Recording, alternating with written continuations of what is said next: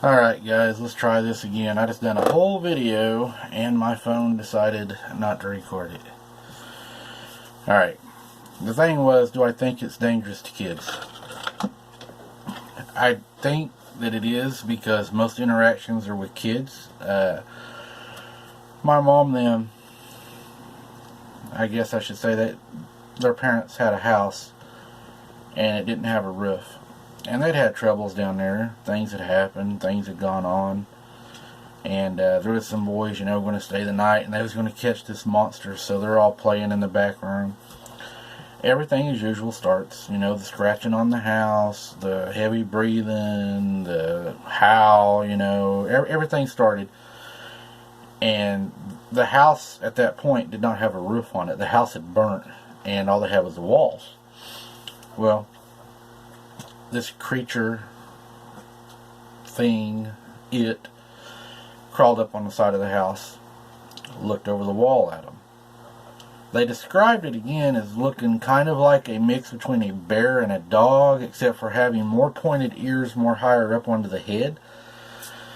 They said it looked like it was either missing the bottom jaw or the bottom jaw was deformed. It was recessed back. There was something wrong, and they all had said the same thing, that's how it had looked. My cousin, she was 8 years old. She was playing at the same residence, and while she was playing down there, she played in the yard, which was circled by a barbed wire fence in the field that was uncut. And she had heard something in the grass, and when she looked over, she saw an arm sticking out of the grass. Again, it was telling her, "Come here."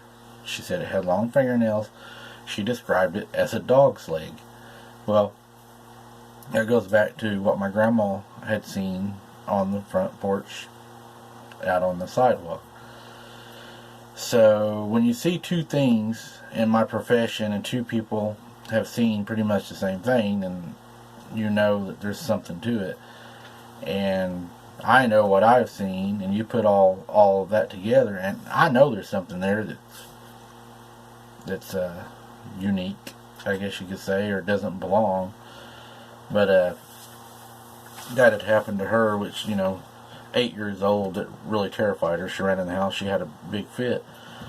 On another incident, my cousin George, on another night, he went out to the car to get something out of it, and on his way back, the front yard had a fence around it. It was covered by honeysuckle. Well, while he was coming back, it's dark out there, and he's walking up the sidewalk. It whistles at him. Well, when it whistles, he looks. It's looking over the honeysuckles at him, which I guess the fence was probably a 6-foot fence. It's looking up over the fence at him.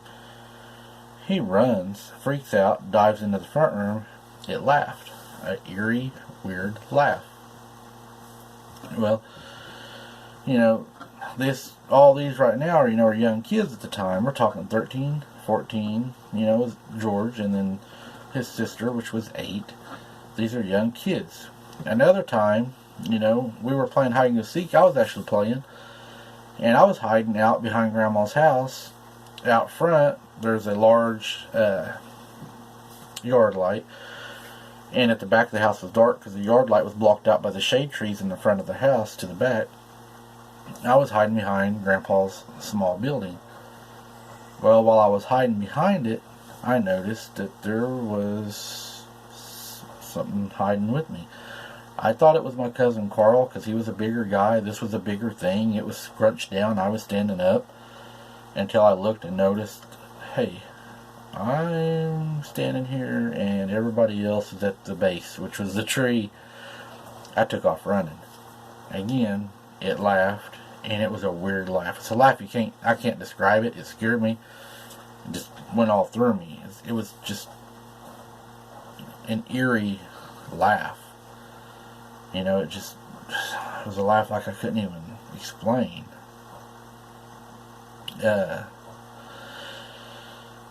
So people say, is it dangerous? Well, it was all girls in the house most of the time, and they were the ones that was always bothered by it, or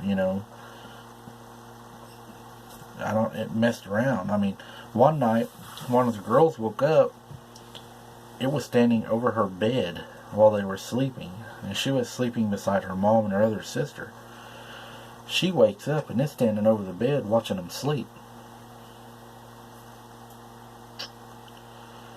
She was so scared she covered her head up. She couldn't even wake nobody up. She said it ran out of the room. So it, I would say, noticed that she had noticed it, and it, of course, fled. But she said it just, waking up, and then you look up and you see something like that standing over your bed. That's very, very unnerving. I mean, it harassed them every night, There was a story my grandma always told me about. There was this boy, and he lived up in Childers, Oklahoma, and they lived up just down by the river, Hancock Bridge area. But he would go outside and play. He was mentally ill, handicapped, and he couldn't hardly speak. And he got to where he was talking about a friend that he had found down on the river. Well, the friend he had found kept playing with him, but they would always play down in the weeds. They never played in the backyard. Everybody thought, it's just an imaginary friend that he had, until he started staying out later and later and later and later, and then finally one night his mom was like, "So what is your imaginary friend's name?" And he said, "Oh, his name is the hairy man that don't talk." And they thought again, okay, it's an imaginary friend that he's came up with. Well, he got to where he was staying out really late. And she was worrying about him staying out late. And one night, he was gone all night. Everybody went looking for him down in the bottoms. I mean, down in this area is the old Verdigris River. And it's a pretty deep river bottom down in there. It's a, pretty big river, too. And, they was in fear of him drowning, or, a snake bite, or a wild hog, or, just anything, coyotes, wolves. But, he came back the next day, fine, and they asked him where he had been, and he said that he had went and stayed all night with his hairy friend. Well, this continued to happen, and he got to where they couldn't even keep him in the house. He'd sneak out the window, he was gone every chance he got. So they just got used to him being gone a night, and then it turned into 2 nights, 3 nights, and it just got to the point where he was home every now and then. And she said his body odor had got just terrible. He stunk really bad. So she said she started leaving his dinner plate on the back porch for him to eat, because she was worried about him not eating. And it would be 8, and then she said it got to the point to where it would only be every other night, every 2 or 3 nights he would eat it, every 3 or 4, to where he never came back. And he never came back after that. So then I wonder, did it kill him? What happened? People say, well, there would have been a body found. Well, yeah, possibly, but you're talking back, in the 50s, and, there's been forensic psychologists have done tests where a deer in 7 days can decompose and be spread out and never even know a deer was there. And back in the 50s, they did not have the technology that we have now. It started really making me think about the 411 cases I had watched. All of them been children. Now, they weren't all females, but they were children. And they were later found deceased in areas that they said they had already searched. So, that's another thing, another question. Even in Boggy Creek, the attack on the trailer house was with the girls, which were young girls. The young boy hunting. Now, there is adults that have had run-ins with him, and that's going to happen. But most of the time, it seems to be kids. People say, is he dangerous? Well, the Indians said that there was, some of them had a taste for human flesh. And this dates all the way back, to where the Indians were having encounters with them. I think one of them was 1887. And, they said there was good ones as well as there was bad ones. So, that makes me think they're not safe. I know that my kids, when we would go fishing, and my sister's kids, that they were always the ones the sticks got thrown at. The vocalizations were always closest to them when it was out there walking around. it was always on their side. So it's like it wanted that interaction with the kids, which is eerie to me. And we are very cautious and protective of the kids now when we're down there, because whatever it is seems to be very interested in the kids, to me, in my opinion. I believe there is more than one thing down there. I believe that there is Sasquatch, and I believe that there is something else. The other thing is said to fly. People say that, you know, it can fly. I know this. This is what I know about it. I know it has an eerie laugh. I know that it can mimic a baby crying. I know it can whistle. I know that it can sound like a baby cat. And I know it throws sticks at us. And I know it stays in the shadows. And I know that what I seen that night, to me, it had a green face, yellow eyes. It was approximately 7 foot tall. I can go back to that tree and measure it if y'all would like. But, we seen it. I seen it. My son seen it. My mom seen it. My brother-in-law seen it. And my sister seen it. Now, about it flying, I don't know. People say it can fly. I don't know. I ain't seen it fly, but I've seen it walk. And when it walks, we all seen it one night walking. It walks, the top part bent over. It walks like it's stiff. And it laughed at us again. It seems to like to laugh, but it's not a laugh like a normal, normal human would laugh. It's just an eerie laugh.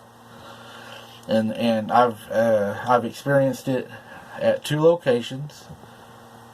And the locations are, as the crow flies, approximately, I'll say 4 miles, but on the same shoreline. Another thing that really got me was one of the viewers sent me in some vocalizations that he had came up with, and the vocalizations that he's recorded are in the same area that I've been having these troubles. So that really, made me think, okay, there's, because I've heard the same thing. Now, where he's heard more of the scream that you'll hear in one of the vocalizations, I haven't really heard the scream. I've heard the howls, but the hoop.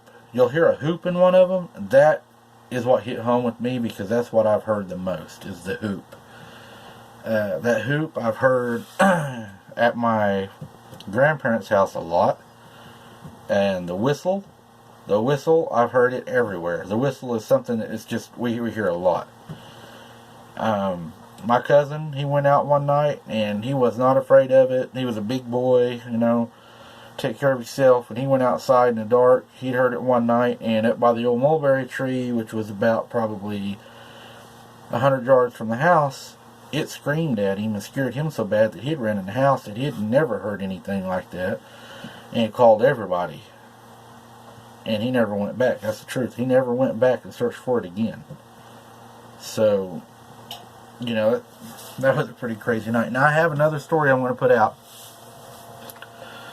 I shot something with my cousin one night. And that's something I'll never forget, and a night I will never forget. I'm going to go ahead and tell you all the story in another video. It did happen. It is the truth. What it was, I don't know. I can't tell you, hey, it was Bigfoot, or hey, it was a monster. But I think you're going to love the story. I know it's a story I'll never forget as long as I live. And I want to share it with you guys. I think that maybe y'all will have opinions on it. Maybe y'all will have answers for me that I don't have. I know that it's something I will never forget. I don't know what to say. I don't want to ruin the next video, but I am going to post the vocals at the end of this video. My son, he also found some tracks down there. I'll post his tracks that y'all can take a look at. I hope that y'all enjoyed this video, and if you have anything that you'd like to send and you want to remain anonymous, you can send it to abnormal_investigations@yahoo.com, and you can remain anonymous on my channel, or I can use your name. I want to put a link down in the bottom of a boy named Jacob. It's a really good story about a kid that is, again, another kid, but the ending for this kid wasn't as good. It was a bad ending, and I think that you all will really find his story interesting. I would check it out if I were you. I'll put the link in the description, guys. I appreciate you watching. Stay tuned for my next video. I'm working on some cloaking videos. I'm working on the video where I shot something, and I'll get those out to you. And I have a bunch more stuff coming in right now from ex-law enforcement officers that have reached out to me that want me to put their stuff out. So hang in there, and I will get them out to you as fast as I can. Appreciate y'all watching. God bless.